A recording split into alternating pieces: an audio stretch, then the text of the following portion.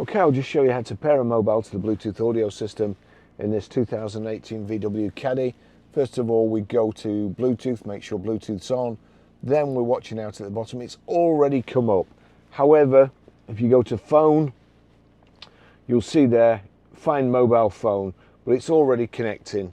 So if it wasn't, just click on find mobile phone. So we click there to select VW BT8523. Do the numbers, the passkey match, 402, 483, well yes they do. So click that and also click yes. Pairing with Barry's iPhone 13 Pro successful. Allow contacts and favourites to sync there, allow. That's it, that's how you do it.